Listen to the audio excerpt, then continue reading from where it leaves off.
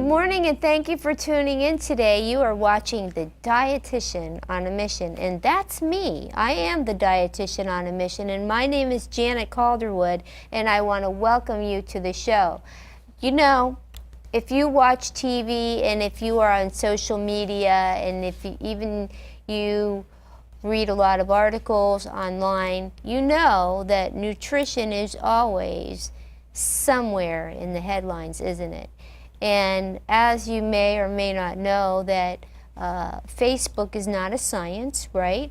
That there is a lot of information that may have a hint of truth in it, but I want you to know that I'm dedicated to you, to giving you evidence-based nutrition information, remembering that nutrition certainly is a science, right? And everything that we recommend should be evidence-based. Isn't that right, Jennifer? That is correct. And Jennifer is with me today. She's a registered dietitian. She's actually one of my favorites. She's a well-rounded dietitian, and she is just a plethora of information. I'm always glad when she's able to be here, and she's sparkly today with her little gold outfit. You know, we were talking about something that I think would be really helpful for people, and it was a diet that was invented really for children, right? It's called the stoplight diet. That's right. And I don't like, you know, I'd rather refer to it as a stoplight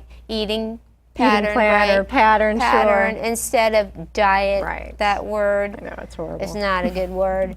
But anyway, we are going to help you learn more about healthier choices. You don't have to have a driver's license to follow the stoplight eating pattern. If you are colorblind and you're watching this show, we will tell you, okay, this is in this color category, which means, so you don't even have to be able to see the colors, but we'll explain it to you.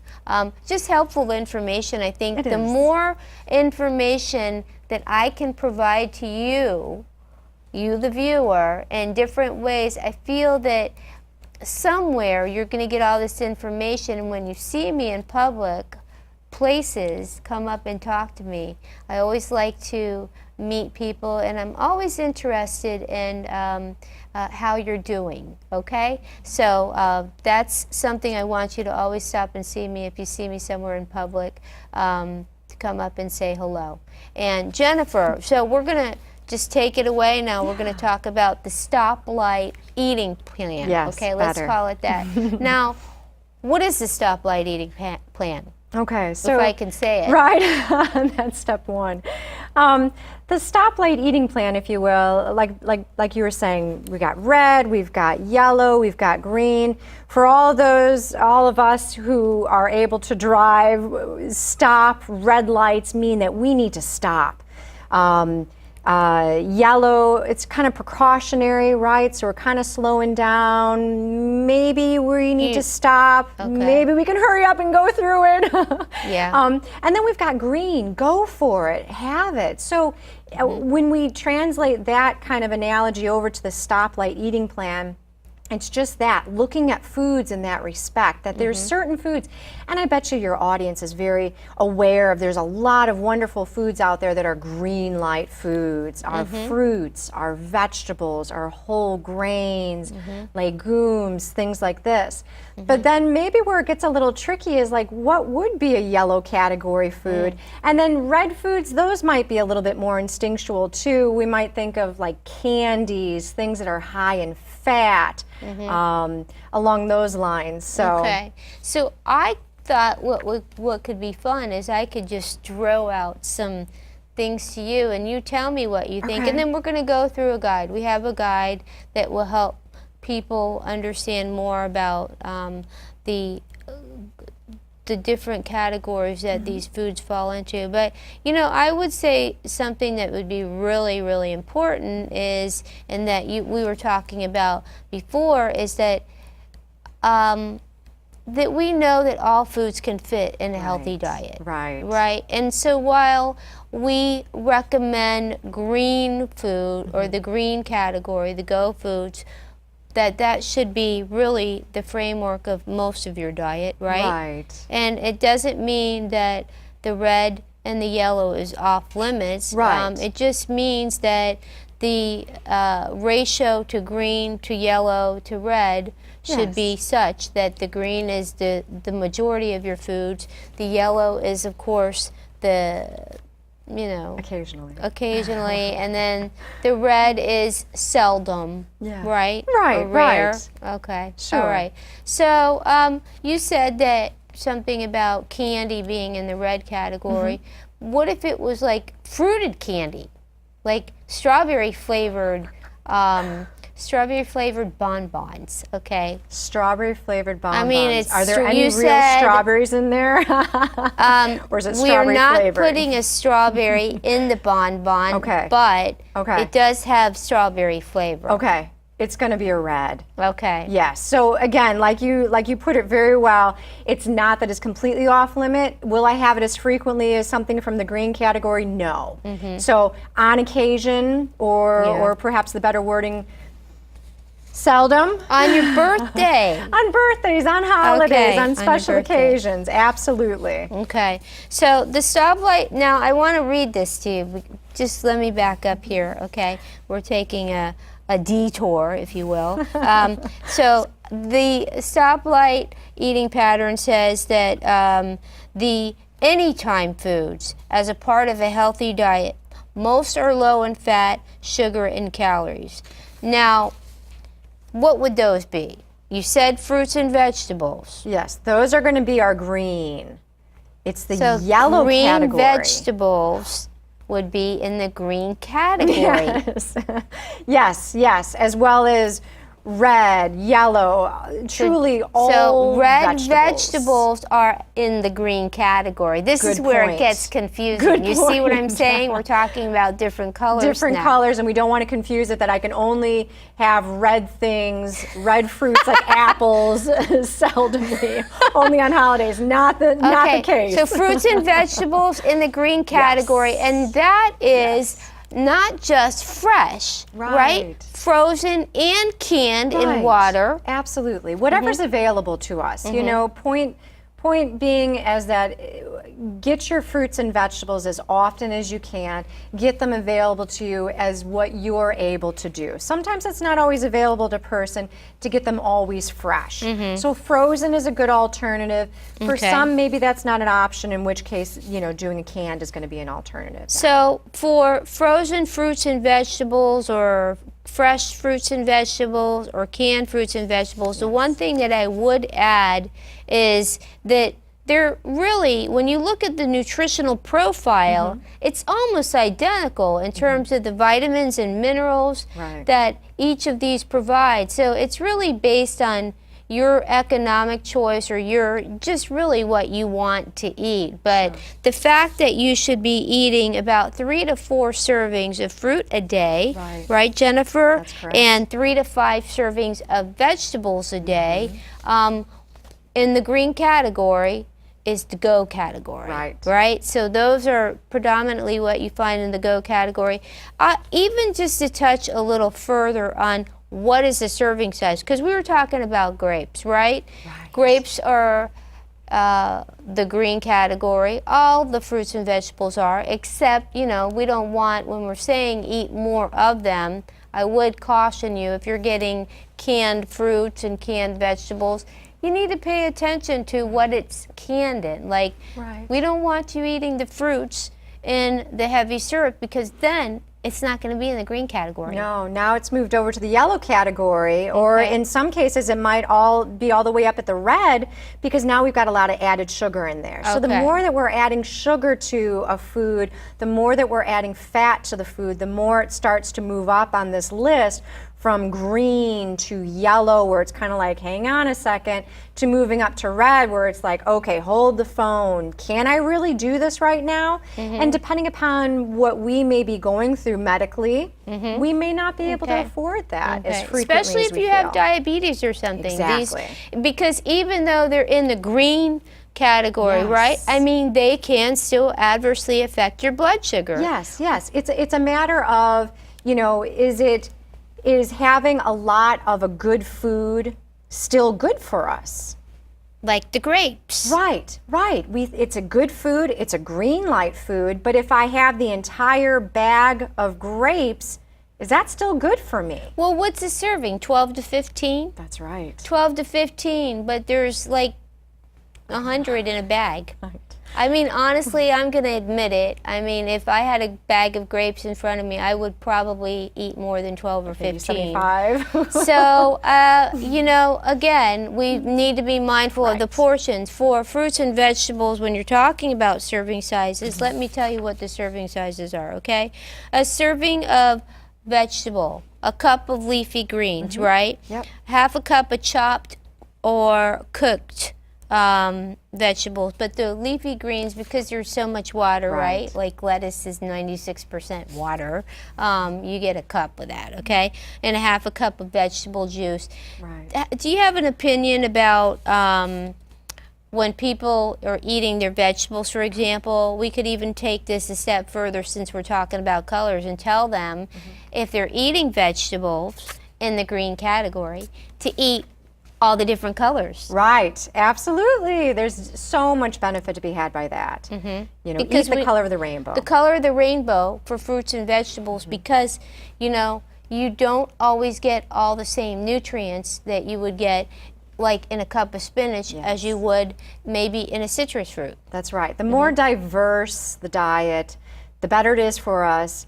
Plus, it's more enjoyable because it's so diverse. All the different colors and textures. And we live in Southwest Florida, so we have a great deal of fruits and vegetables that are available to us where we live. We're very And fortunate. I would say that, you know, most people, most Americans eat 80% of the same foods over and over again. We kind of aren't doing ourselves really any favors when we do that, because like you said, if we're eating the same things over and over again, we're missing a lot of those other nutrients that you would find in many of the other colored of the rainbow, okay? Yep. So eating the rainbow in the green category. Right. Does that make sense? And I'm not trying to confuse you, believe me. You might have to write some of this stuff down there. Okay, so fruits and vegetables, that's in the green category.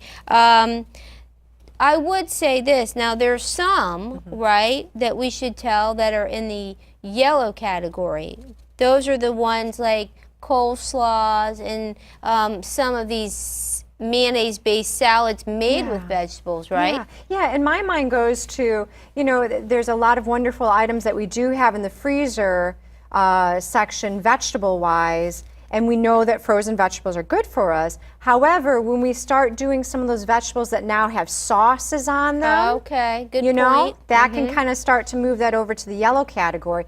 It's always, I think the simplest message to share is that the more simplistic we keep our foods, the closer it is to its origin of what it was supposed to be when Yes. they picked it off the plant, the better off it is for us. Okay, so the more add-ons, Yes. it's gonna get shifted over, okay? right. So we've got the coleslaw and the potato salad, and these are considered to be made with low-fat mayonnaise. Okay, let me say that, because when you are, and then like they have the oven-baked fries, that's in the yellow category, the caution category, or the sometimes category, and then the rarely category for fruits and vegetables and things like that would be, Maybe using ketchup as a vegetable. or that was during the Reagan administration. That's just an inside joke for us dietitians.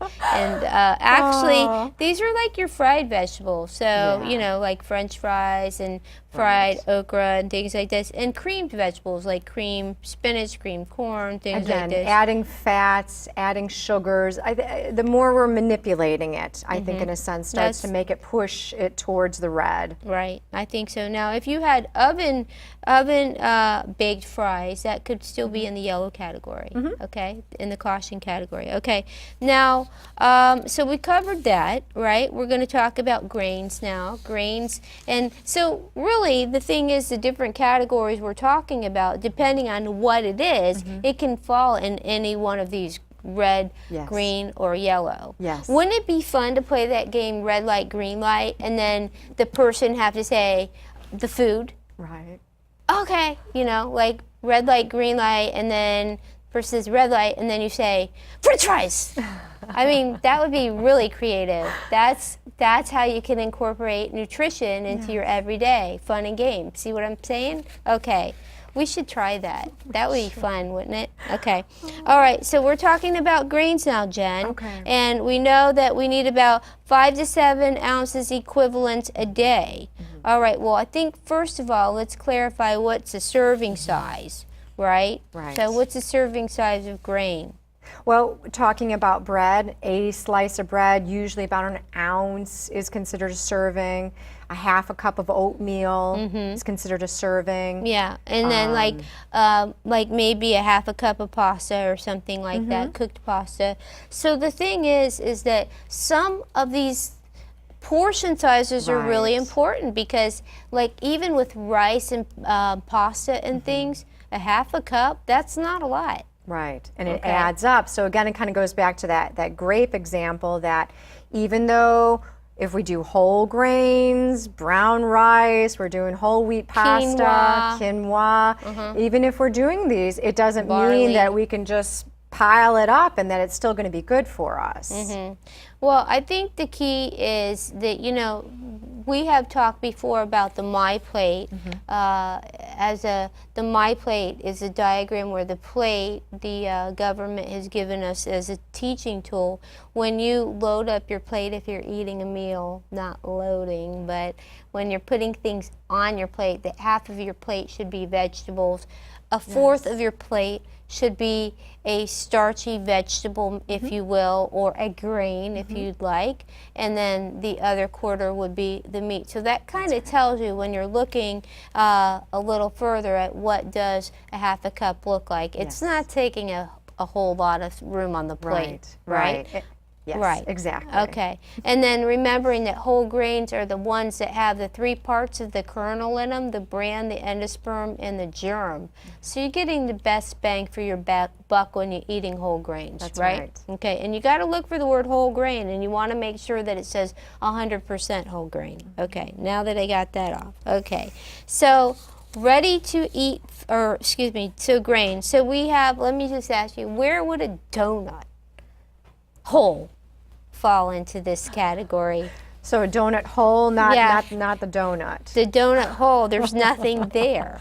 See, that was a trick. I gotcha.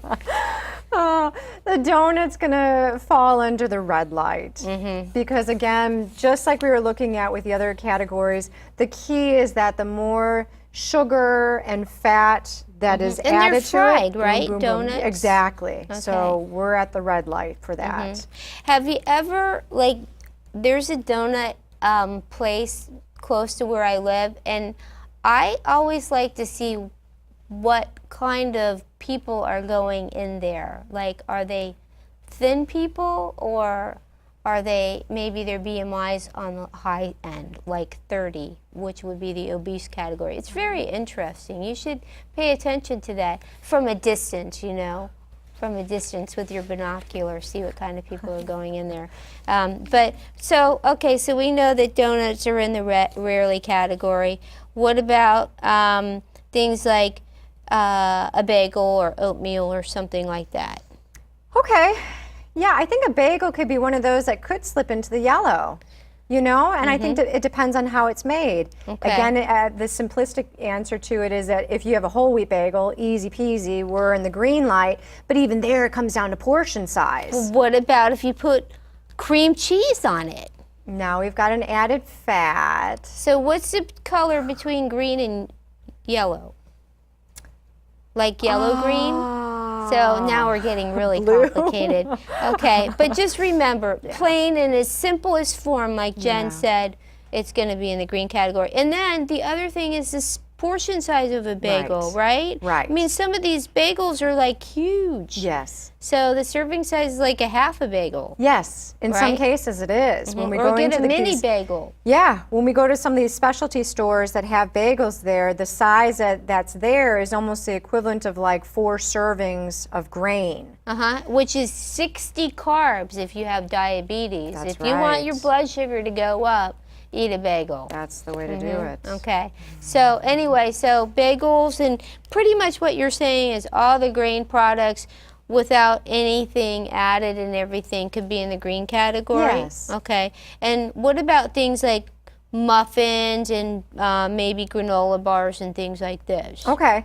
So again, there too, you're kind of like that yellow going into red. Okay. And there again too, I think it's also important for us to take in mind the product itself. So it's hard to say just a blanket statement, all muffins are bad for you, all of them are red. But it does matter what the ingredients are that went into that. And the size. The size of the muffin as well. You know, they have monster muffins. Exactly. So again, I mean, use your discretion. If it's something that you can share with your best friend, do so. Okay. All right. So so let me just read some of these. So the rare category for grains would be, we got it, donuts, macaroni and cheese is over there, breadsticks, hush puppies, nabs. What are nabs?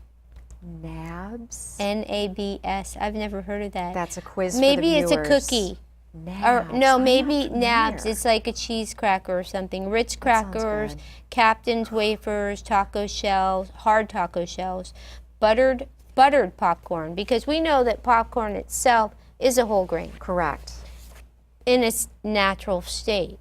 But what are you doing to that popcorn? Remember how Jennifer said, you know, the more you add to it. Okay, so we got that. All right. Fruits and vegetables we talked about. The ones that are in the red category, the heavy syrup. And listen, cobbler is not a serving of fruit. Apple pie is not a serving of fruit. Okay? And carrot cake is not a serving of vegetable. Those are all going to be in that rarely once a year for your birthday. Special okay? occasions. Yeah. Yes. People say, "Oh, well, I like carrot cakes. How many servings of vegetables do I get out of that?" None, right? None. Absolutely none. Okay. Now, let's talk about dairy category. Okay. Dairy is important, we know, right? Right. We need to make sure that people understand that dairy foods are the best source of calcium and vitamin D for bone health. And even some of those faux dairy milks, right? Right, exactly. Okay. So, what would be some anytime dairy servings that could be in the green category, the go category? Okay, so just like we were talking about, what's moving things up the list is going to be added fats and added sugars. So you can use that same thing to thinking about dairy as well. So we've got different types of dairy products, of course, that's available to us. We've got skim milk or fat-free milk. So there, of course, the fat has been removed. That's going to be a green light one. Okay, Have that as much as possible, because less fat, we've seen there are benefits to be had to that. And it has the same amount of calcium and D that you would from a full fat version. Okay, Right. good. Okay, so what you're saying then, Jen, is that all of the low fat, fat-free Yes. dairy foods, including things like soy milks and almond drink and rice drink and all those, would be included. I do tell people though, you know, remembering that if you do drink alternative dairy products and so forth, that not all the protein and the calcium, they're all equal. That's okay. right. Some of them are fortified with D and calcium, Right. but sometimes they don't have the protein and the key nutrients that you get in regular dairy milk. But It's true. it's your choice, okay? I just true. want to make sure you're getting everything you need. All right. And it's also a matter of serving size here once again. Even though we know that like you can't low-fat take milk, the milk jug. that's it. I mean, you see these That's people it. doing this It does. in the movies. Correct. I mean, we have the opportunity to be able to meet with people that, you know, it's a good food. Milk is good for you. And the next thing you know, they're doing 16 ounces 3 times a day. Oh, jeez. Okay, because they want the got milk commercial, right? They wanted it and they got it. Okay. Sometimes would be things like low-fat ice cream, reduced cheeses, low-fat puddings, buttermilk, things like this. And then rarely would be whole milk, cheese spreads like Cheese Whiz. Regular cheese and regular ice cream. That's in the red category, the Stop Light Red Stop in the name of love for whole milk and ice cream. And then we want to cover the protein before we end the show. We have just a few minutes left. Let's talk about protein. Okay. What would be some of the anytime protein foods that you feel would be appropriate for people? So again, when I'm thinking about the meats, I'm thinking about the fat content of them. Okay. So the leaner it is, it ends up being a better source of protein. So fish would be a great example of a green light food. Chicken, poultry with the skin removed, so this way it decreases the fat content. Those would be green light foods. And some even plant-based proteins would be good, right? Thank you. Yes, so like absolutely. legumes and things could be in the green light category. And it's nice because for most people that follow predominantly a plant-based diet, they can get a significant amount of their protein from things like legumes, right? And beans are just an amazing food. I feel like such a nerd always giving them so much praise, but they're just like the ideal food. Having this source of carbohydrate, but this amazing source of fiber, plus it provides you protein too. Wow. Okay. I know. Well, do you work for the Bean Council? I know. No, you don't. Okay. I do subscribe to Dry Bean Quarterly though. Okay, so, yeah, I got that one too. All right, that we won't hold that against you. That's great. And then so then some of the sometimes ones would be what, things like So the fat content hot dogs, turkey sausage, turkey pepperoni, and then the rarely ones are things like bacon and bologna, the B words. B for red, okay? Bacon and bologna and fried chicken and things like that. Right. And then other snack foods that we should just quickly mention, like the things that have, like Jennifer said, the higher the fat, like butters and full fat salad dressings. What else, Jen? These things that mayonnaise, regular mayonnaise, anything like that. Yeah. Whereas I'm just thinking about when you bring that up, like mustard, for example. Mustard would be in a the green, right? Because there's really, mustard's a good one, yeah. Yes. And then sometimes would be things like syrups, honeys, and jellies would be sometimes. Again, I think the key is looking at the amount that you're eating. Right. And what other things are you eating it with? Remember, even if you are eating some of the yellow foods or some of the red foods, that maybe one or two of them a week, or yellow is okay, but just have to be mindful. I think you just need to pay attention to what you're doing and watch the portion of it. Right. Okay? And I want to thank you for helping us guide our way through the stoplight meal plan, if you will. Thank you for tuning in. Hope you learned something, and look forward to seeing you right here next week on CTN 10.